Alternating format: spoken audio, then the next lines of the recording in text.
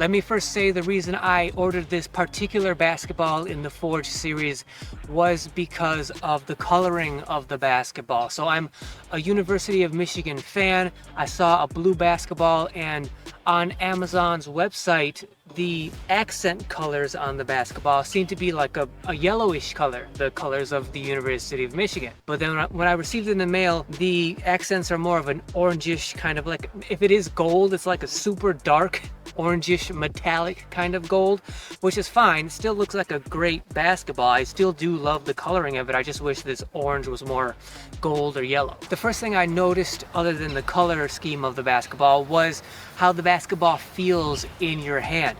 The covering on the basketball, the composite leather material of the cover, feels immediately like the most highest quality composite leather basketball on the market. Not that this one particular basketball has the highest quality composite leather, it's just that this is on whatever the highest shelf of other basketballs that have the best feeling composite leather.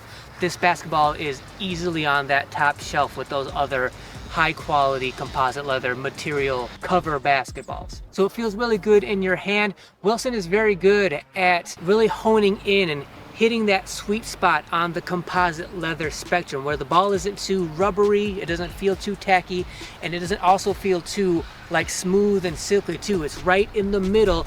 It feels amazing in your hands. And then when it comes to the pebbling of the basketball, I was pleasantly surprised. Not that I expected anything bad, but because I knew the ball was going to be composite leather, I expected a flatter kind of pebbling on the basketball. And while it's not super pronounced, it is more tacky, it's more visceral on your fingertips than I expected. The way the pebbling is pronounced is better than I expected a composite leather basketball to have. And I like that. That's good for me because I'm primarily an outdoor player. Primarily outdoor players usually use rubber, like mostly rubber material basketballs, and rubber basketballs usually have pretty aggressive pebbling on them because they need that if they are mostly rubber basketballs.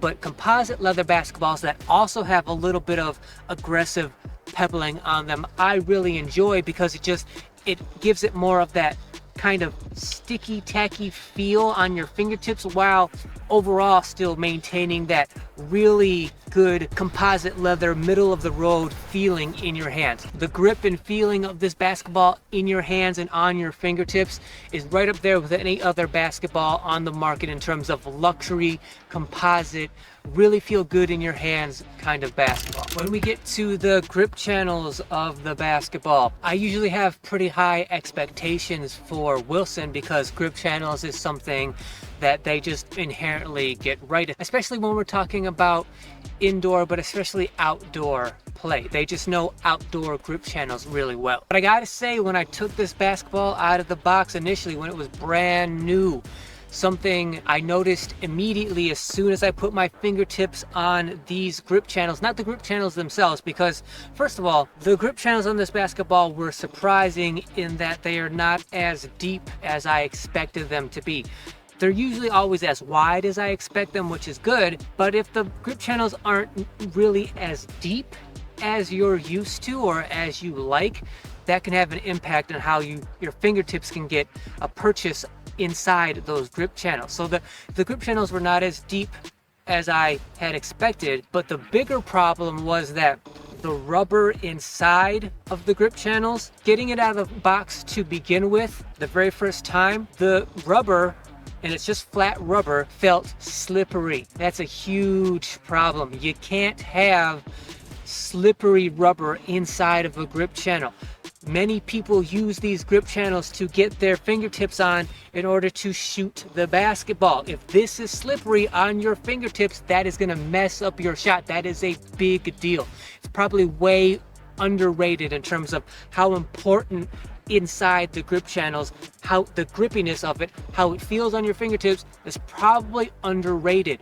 But it is a huge deal. It can be very big in terms of affecting your control on your fingertips. This cannot be slippery. Now, I will say, after having broken in this basketball a little bit, and feeling it now, it doesn't feel as slippery as it did when I first took it out of the box, but you can still feel the slipperiousness there. It's not what you want to feel inside of a grip channel.